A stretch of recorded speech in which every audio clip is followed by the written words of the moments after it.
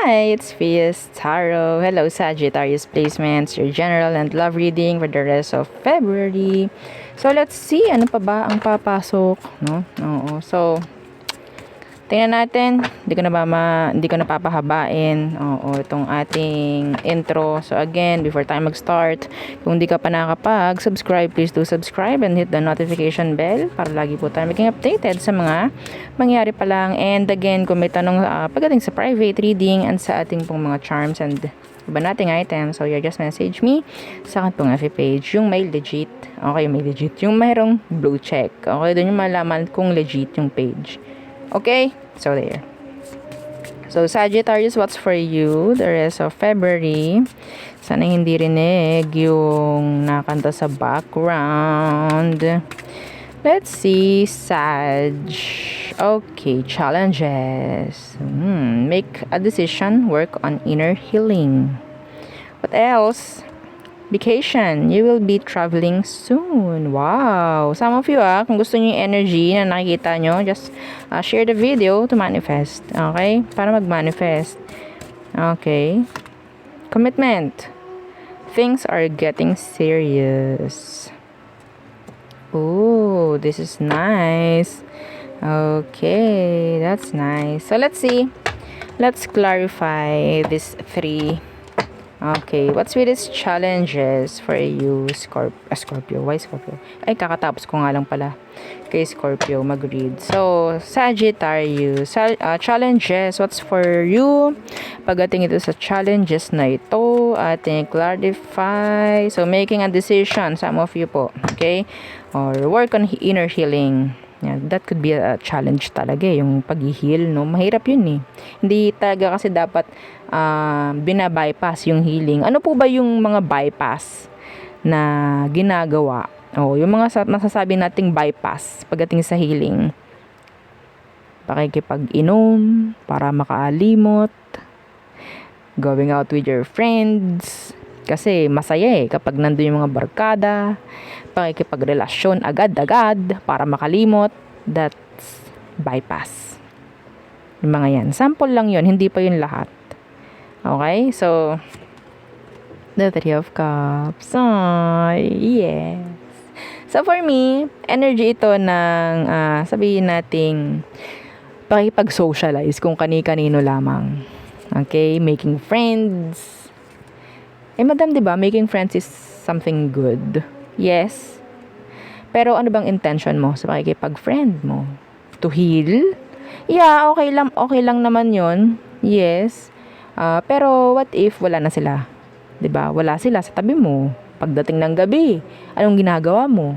Kumusta ka na nun? 'Di ba? Ganun 'yon.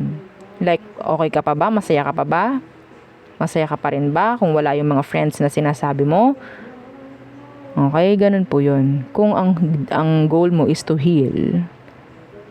Yes, ayan po ay mga tulong rin, pero mas maganda kung kaya mong mag-focus ng sayo lang, like sayo lang sa sarili mo. Marunong ka mag-heal ng iyo lang. Hindi naman masama na makipag-friends ka, pero dapat alam mo rin na i-manage. Okay, so challenges. I'm hearing some of you pwedeng magkaroon po ng mga, sabihin natin, konting challenges pagdating sa place na iniikutan mo palagi, like everyday na pinupuntahan mo. Could be your friends, co-workers, colleagues, mga ganyan. Okay, this could be arguments. Okay, may mga ganyang bagay. The Devil in reverse. Yeah, this could be energy po ng healing. Yes. So, avoid ninyo yung bypassing. Okay? Healing. Ten of Wands is here. Energy ng healing, dadaan ka sa Ten of Wands. That is challenge. That is feeling the heaviness. Feeling the pain. Okay? Pag dumaan ka, para yung bundok na inaakyat, mahirap. Okay? Slippery, rocky. Ganyan. Dadaanan mo yun. Mahirap. Hindi po tayo masasabing healed kung dumaan ka sa saya lang. Okay? Yes. Kailangan mo kasing tanggapin . Yeah, the acceptance. Bago mo makita or bago mo marating yung tuktok ng bundok, no, na sinasabi. Tuktok ng bundok ng tralala. Anyway, so vacation. So, may chance pa ng pwede bago magandang February, may chance pa ng travel or vacation. 5 of Cups. Oh, iba dito talagang kailangan. Kasi pwedeng physically or mentally drained na. Some of you, you're moving on. Yeah, travel can help you. Traveling. Page of Cups in reversed.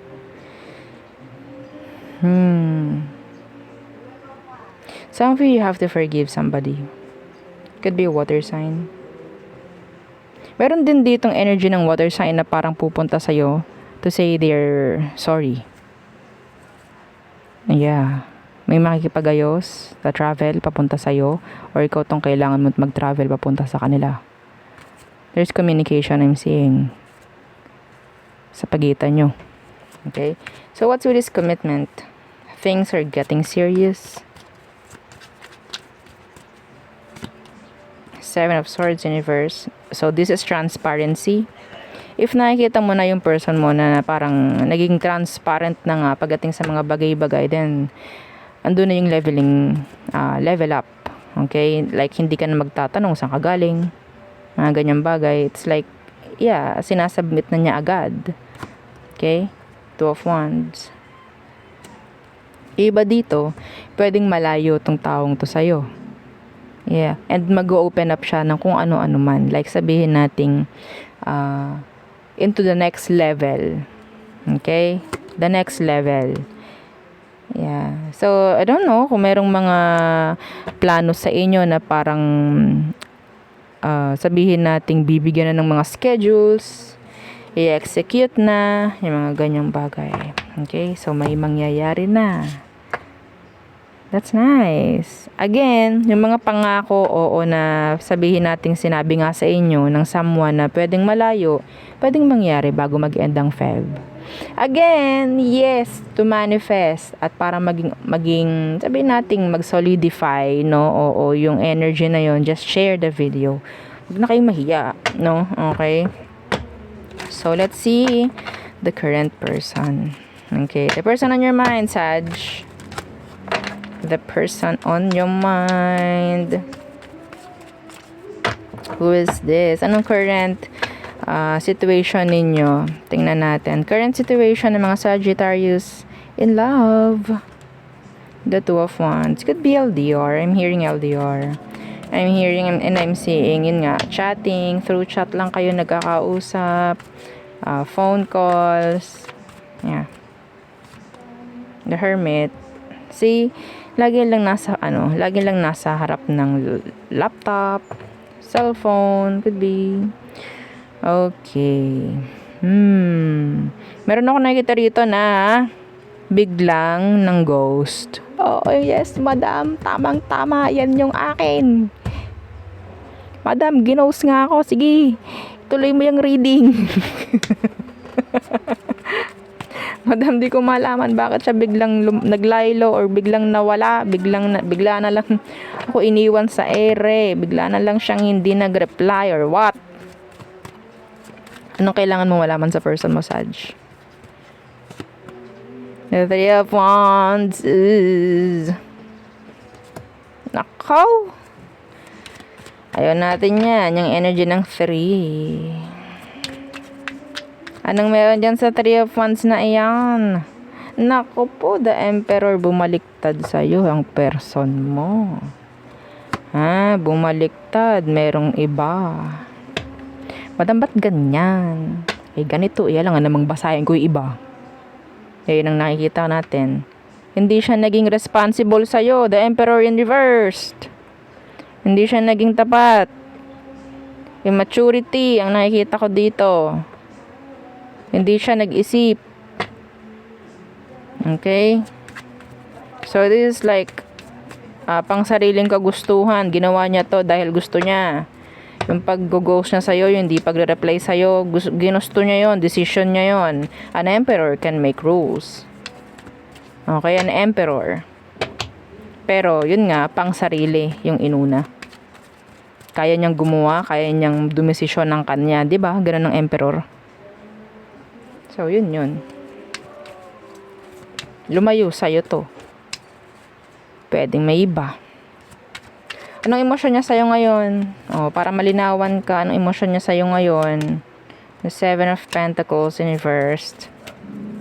Bakit? Another three. The Three of Pentacles in reverse. Hindi siya nakakita ng future with you. Hindi siya nag-i-invest totally. Hindi siya seryoso. They're the Nine of Cups. They're in the Nine of Cups energy. That is somebody who is, what? Emotionally independent. Okay? Yes. So, itong taong to, sabihin natin kung anong gusto niya, yun ang i-go niya. Kung hindi na to nakakaramdam ng kaligayahan sa'yo, then hindi to mag-stay. Gusto nito lagi siyang may nakukuhang benepisyo. Emotionally, the Three of Pentacles in reverse, hindi ito nakakita ng, hindi ko nakikita magkasama kami forever. Hindi ko nakukuha na kami is magkasama or nagbi-build kami together. No, hindi ko nakikita yun kay Sag. Ganon. Yeah, the Four of Pentacles in reverse. The Four of Pentacles is letting go. Pagsamahin natin to. Three of Pentacles and the Four of Pentacles, Seven of Pentacles. Ito yun, Seven of Pentacles. This is just a waste of time. Nakipaglaro lang sa'yo tong taong to. I think. Hindi siya nag-invest dito. Alam niya yun. Hindi siya nag-invest dito. Totally. Naghahanap to. While kayo, or habang kayo is magkausap, well, open pa rin siya. Like, open connection, open relationship. Some of you, bigla na lang ng ghost, bigla na lang nawala. Well, wala namang commitments. Ako nakikita rin. Walang malalim na commitments. So, anong meron? Pagdating sa next action niya sa'yo. The Ace of Wands in reverse. And, again, the Three of Cups in reversed. May chance na magparamdam muli. Okay? Again, sabi ko nga every time na yan ay umaalis ng walang dahilan, sinasadya niya po yun. Okay? Bakit nga, madam? Para meron siyang dahilan na bumalik. Naghihintay ka, diba? Ayun yun. Naghihintay ka ng dahilan niya, diba? Naghihintay ka ng mga gusto niyang, mga kailangan niya ipaliwanag, diba? Yun. So, may chance po na makakarinig ka pa rin sa kanya, magbibigay pa rin to, magpaparamdam pa rin to. Pero be careful, walang commitment dito. Lalaruin ka na naman.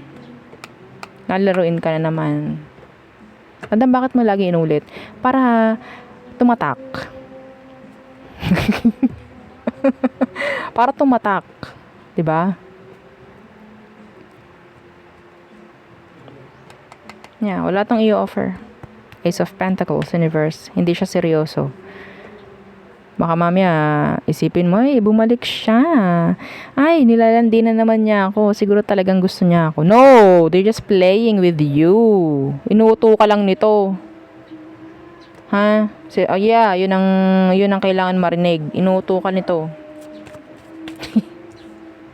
Nakakuha ko, this is a foreign person. Foreigner. Iba yung lahi. Yes. Tingnan natin, anong advice for you, Sag? What's the advice for our Sagittarius placements? The Ace of Pentacles. Huwag kang magpapakita ng sign of appreciation dun sa tao, kapag bumalik. Like, ay, welcome na welcome ka pa rin. Ay, love na love pa rin kita. Don't! That's a huge mistake na magagawa mo. Okay? Oo. Yes, the Six of Pentacles in reverse. Huwag niyong papakita na open ka pa rin for them. Advice po yun kasi yun ang gagawin niya. Babalik to. May kailangan lang yan. Hindi ka love. Ha? Okay, yeah. The Four of Swords in reverse. See? Mababali ang no contact. Yes, may communication na mangyayari muli. Pero don't expect big from them. Mahirap na. Akala ko ganito, akala ko ganyan. Akala mo yun. Pero hindi ka, sabihin natin wala ka like, may idea ka na about this. Okay? So, hindi na ako para makarinig sa iyo ng, ay, ganito pala ulit. No, dapat wala. Kasi may gabay ka na. Okay? Let's see, all signs are true Pisces for your Sagittarius placements. Again, yeah. Don't forget to like, share, and subscribe. Okay? So, Aries, they're in control. Okay, so Taurus, merong mga plano si Taurus. Kaso nga lang, hindi ko nakikitang maganda yung intention. There's something hidden. Gemini, they want answers. They want clarity. So, Cancer, they're like a non-committal. Some of them, they're takot pagdating sa pag-commit. Leo, sineset aside niya yung kanyang emotions. Okay, they're holding back their true emotions. Okay, so Virgo, they're patient. Being patient. Be careful ha. Kasi meron ako nakikita dito kay Virgo na parang talagang nagbibigay siya ng pasensya, no? Pero I'm hearing revenge from Virgo. Be careful. So, okay, Libra, there's something hidden. There's secrets. There's anything like sabi nating negative, something like that. So, Scorpio, they want your attention. Sagittarius, they're procrastinating. Capricorn, sneaky, liar. Okay. So, Aquarius, some of you, they're watching you. They're stalking you. They want to see something. They're like, para silang spy. Okay? Some of you, pwede kasing makipag-communicate rin tong Aquarius na to. Pisces, okay, they're trying to avoid you. Anyway, so there yun ang aking reading for you, Sagittarius placements. Again, please don't forget to like, share, and subscribe, and follow our FB page, and use ang nating YouTube channel na nasa description box below. Again, thank you. Goodbye.